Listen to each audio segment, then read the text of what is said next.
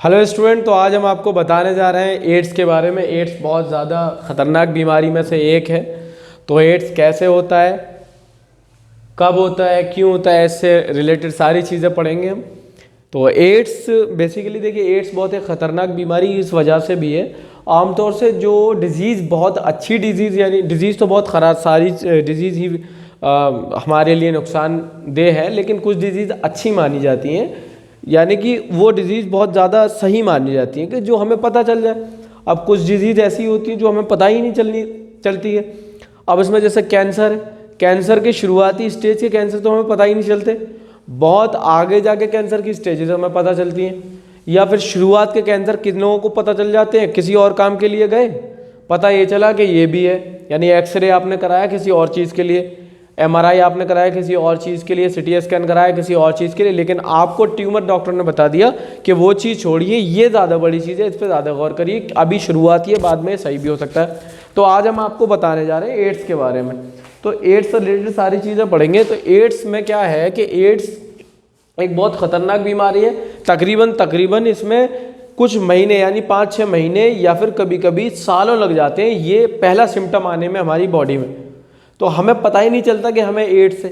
बहुत सारी चीज़ें होती हैं, अच्छा लास्ट स्टेज में जाते जाते बहुत सारे सिम्टम्स आते हैं, फिर हम कुछ नहीं कर पाते। तो शुरुआती स्टेज हमें पता ही नहीं चलती है एड्स में। चलिए, तो एड्स के बारे में हम बताएं तो एड्स एक वायरस से होती है, ये डिजीज़ एक वायरस से होती है जिसका नाम है HIV। HIV की फुल फॉर्म है ह्यूमन इम्यूनो डेफिशिएंसी वायरस। ये एक ऐसा वायरस है जो हमारी इम्यूनिटी में डेफिशिएंसी कर देता है, गिरावट। तो इम्यूनिटी में गिरावट करते करते करते करते बॉडी के अंदर पूरी इम्यूनिटी ख़त्म हो जाती है। इम्यूनिटी किसे कहते हैं? इम्यूनिटी वो पावर होती है बॉडी की जो बाहर से पैथोजन बैक्टीरिया वायरसेस वगैरह आते हैं, तो बाहर से बॉडी क्या करती है, ये जो अंदर आए हैं बॉडी इनसे लड़ती है। तो लड़ने के बाद में इनको भगा देती है। आमतौर से क्या होता है, आपको 2-3 दिन बुखार आया, कभी कभी 2 दिन बुखार आया, 1 दिन बुखार आया और आपने टैबलेट भी नहीं ली, आपकी बॉडी ठीक हो गई। तो कुछ लोग ये कहते हैं 1 दिन में बुखार आया फिर चला गया, अपने आप नहीं गया। आपकी बॉडी इम्यूनिटी जो थी, WBCs एंटीबॉडीज, उन्होंने लगातार आपके बॉडी में क्या किया है, उन्होंने लड़ाई लड़ी है इस पैथोजन के खिलाफ। ठीक है। दूसरी चीज़ ये होती है कि हमारी बॉडी जो है बहुत सेंसिटिव होती है किसी भी पैथोजन के अंदर जाने से। लेकिन एड्स का HIV हो गया और बहुत सारे वायरसेस हैं इनको, जिसमें बॉडी को पता ही नहीं चल पाता कि ऐसी भी चीज़ हो रही है हमारी बॉडी के अंदर, क्योंकि ये घुसने के बाद में हमारी बॉडी में कॉलोनी बना लेते हैं, यानी कि अपनी तादाद बढ़ाते रहते हैं। तो उससे भी बहुत ज़्यादा फर्क हमारी बॉडी को आता है, लेकिन बाद में पता चलता है, सिम्टम्स बहुत बाद में आते हैं। तो HIV एक ऐसी डिजीज़ है जो जानलेवा है। इसकी फुल फॉर्म है एक्वायर्ड इम्यूनो डेफिशिएंसी सिंड्रोम। ये एक ऐसी डिजीज़ है जो सिंड्रोमिक डिजीज़ में आती है।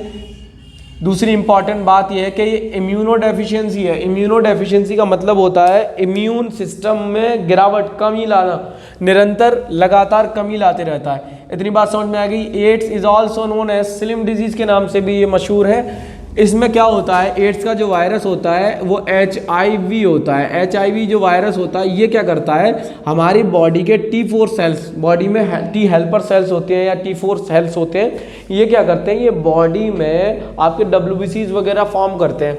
तो इन्हीं को ये क्या करते हैं, कम करने लगता है। लिम्फोसाइट्स वगैरह, CD4 सेल आपके गिरावट यानी मारते रहता है, कम कर देता है। बेसिकली जहाँ से WBC का प्रोडक्शन हो रहा है उसी साइट को ख़त्म कर दे रहा है। WBC क्या है, हमारी बॉडी के सोल्जर। आमतौर से क्या होता है, कोई चीज़ हमारी बॉडी में घुसी, तो जैसे ही घुसी तो ये बात किसको पता चलती है, ब्रेन को पता चलता है। तो ब्रेन अलग से टेम्परेचर बढ़वाता है। टेम्परेचर क्यों बढ़वाता है कि जो भी चीज़ घुसी है इसको हम जला के मार सकते हैं। तो अब आपका जो फीवर है, फीवर कोई डिजीज़ नहीं है, फीवर है आपका सिम्टम। ये इस बात का लक्षण है, ये इस बात का इंडिकेशन है कि हमारी बॉडी में कुछ गलत हो रहा है। चाहे आपकी लिवर एब्सिस हो रही है, आपका लिवर सड़ रहा है, कोई ऑर्गन बॉडी का खराब हो रहा है, डैमेज हो रहा है, तब भी फीवर आएगा। ये इस बात का इंडिकेशन होता है। लेकिन एड्स में आपको फीवर नहीं आएगा। कब तक नहीं आएगा, जब तक कि ये बढ़ता नहीं है, जब तक बहुत अच्छी स्टेज पर नहीं पहुँचता, जब तक तो ये शांत बैठा रहता है, अपना काम कॉलोनी फॉर्म करता रहता है।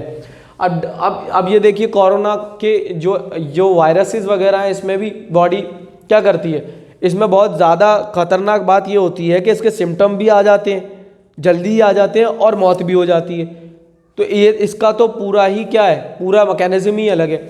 एड्स के केस की अगर बात करें तो इसमें टी हेल्पर सेल्स को ये मार देता है, लिम्फोसाइट CD4 सेल को भी खत्म कर देता है या कम कर देता है। फर्स्ट केस जो एड्स का आया है वो आया है, देखा गया है इन USA में 1981 के अंदर, USA में 1981 में होमोसेक्सुअल मेल के अंदर आया था। होमोसेक्सुअल मेल वो मेल होते हैं जो मेल में ही इंटरेस्टेड होते हैं, होमो मतलब सेम, मेल में ही इंटरेस्ट रखने वाले होमोसेक्सुअल कहलाते हैं। इनके अंदर होमोसेक्सुअल मेल को ये देखा गया USA के अंदर 1981 में 1981 में कि इनके अंदर सबसे पहले एड्स रिपोर्ट हुई।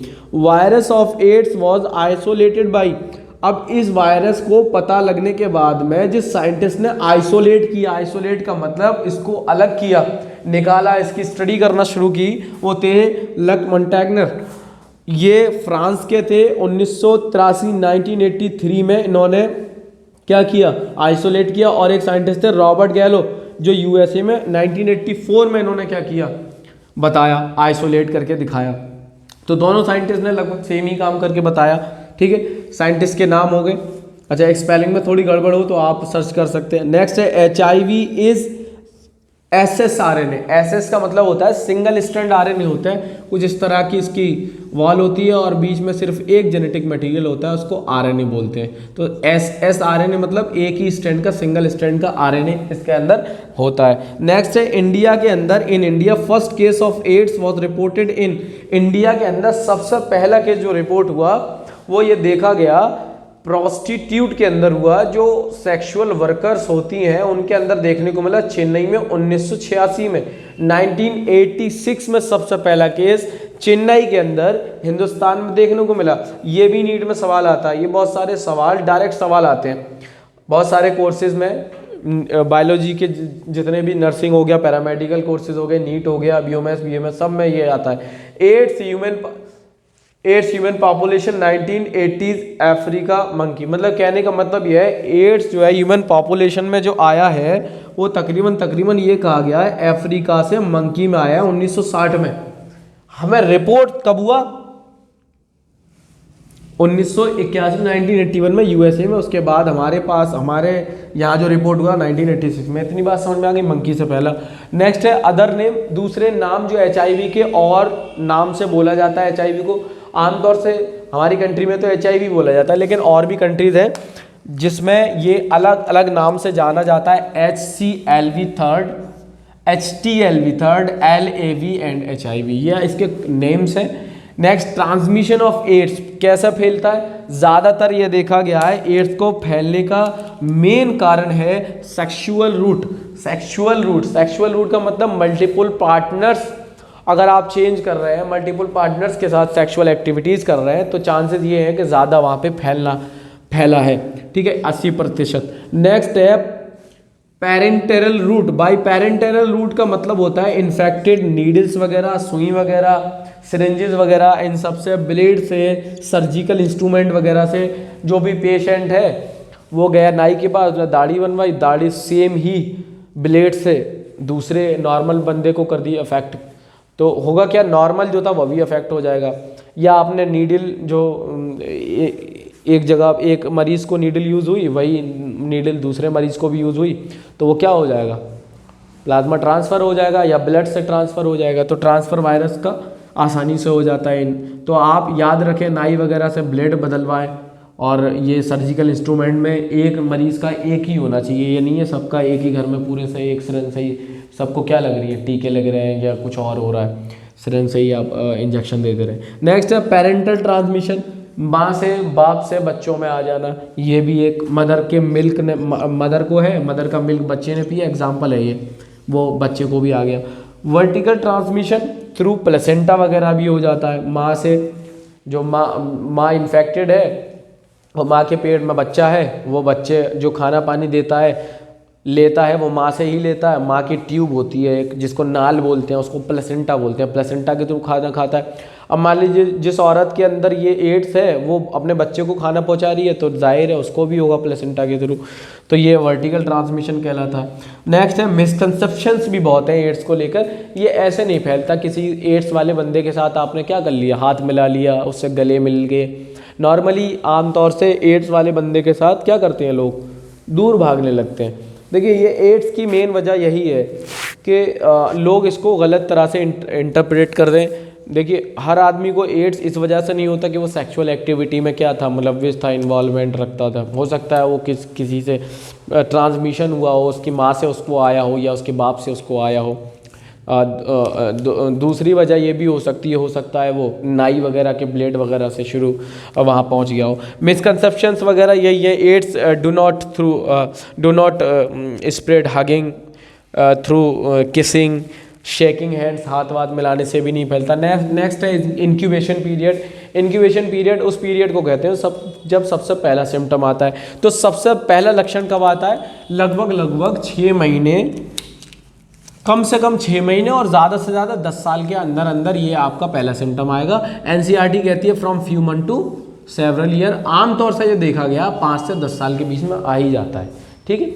नेक्स्ट है वर्ल्ड एड्स डे मनाया जाता है। ये लोगों को जागरूक करने के लिए 1 दिसंबर के दिन लोगों को अवेयर कराया जाता है कि देखिए भाई ये ऐसी डिजीज़ से बचना चाहिए। सेक्सुअल इंटरकोर्स वगैरह जब आप करें तो बैरियर मेथड यूज़ करें, मल्टीपल पार्टनर से सेक्सुअल एक्टिविटीज़ से बचें, अननोन लोगों से सेक्सुअल एक्टिविटीज़ से बचें। आपको नहीं पता किसको एड्स है नहीं है, ये सारी चीज़ों में इसको वर्ल्ड एड्स डे के दिन आपको बताया जाता है। नेक्स्ट इन्वेस्टिगेशन कैसे होती है, इसकी जांच पड़ताल कैसे होती है।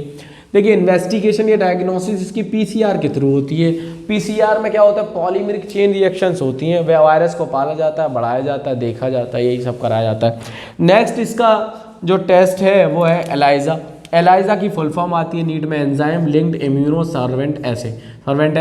नेक्स्ट है थर्ड इसका टेस्ट वेस्टर्न ब्लॉटिंग। कैसे होती है नहीं होती ये आपको नहीं जानना यहाँ पे। नेक्स्ट है ट्रीटमेंट क्या होता है, इसका कोई ट्रीटमेंट नहीं होता। एक बार एड्स हो गया कोई ट्रीटमेंट नहीं है। हाँ ये हो सकता है कि आपको सिम्टोमेटिक ट्रीटमेंट दिया जा रहा है।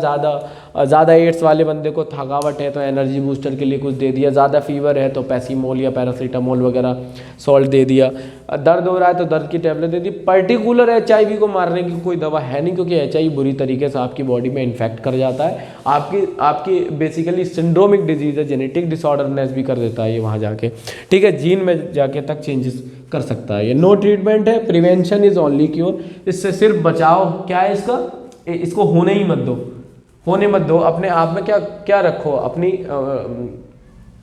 प्रोटेक्शन रखो इस बात से कि ना हो। एंटीवायरल ड्रग्स होती हैं जो वो ले आती है, AZT नाम की ड्रग्स है, वो लेते रहो, बस यही काम है इसका। ARC मतलब एड्स रिलेटेड कॉम्प्लेक्स क्या क्या है, लिम्फ नोड स्वेल हो जाते हैं, स्वेटिंग आती है, स्वेट मतलब पसीना आता है बार बार, इवनिंग में राइज में टेम्परेचर इवनिंग में राइज हो जाता है, टेम्परेचर बढ़ जाता है, शाम में वेट लॉस होने लगता है, आदमी घबराता भी है। दूसरा आदमी की बॉडी पे क्या आ जाता है, रैशेस आ जाते हैं। तीसरी इंपॉर्टेंट बड़ी बात ये होती है HIV से नहीं मरता, लेकिन HIV से होने के बाद क्या होता है, HIV से इम्यून सिस्टम डाउन हो जाता है। जब इम्यून सिस्टम डाउन हो जाता है तो जो भी वायरस बैक्टीरिया आ रहा है बॉडी के अंदर, अब उसे कोई रोकने वाली ताकत है ही नहीं, तो सारी की सारी डिजीज़ हो जाती है। HIV वाले को TB भी मिल जाएगी आपको, HIV वाले को आपको नॉर्मली टाइफॉइड, मलेरिया, पता नहीं क्या क्या देखने को मिल जाएगा। क्यों? क्योंकि उसकी बॉडी में क्या नहीं है, रेजिस्टेंट कोई कुछ चीज़ है ही नहीं है, सब इम्यून सिस्टम HIV ख़त्म कर चुका है। हमारी वीडियो आपको पसंद आ रही है तो हमारी वीडियो को आप शेयर करें, हमारे चैनल को सब्सक्राइब करें, हमें लाइक करें, शेयर करें, उन बच्चों की मदद करें जो नीट या पैरामेडिकल कोर्सेज़ में इंटरेस्टेड है। Thank you very much.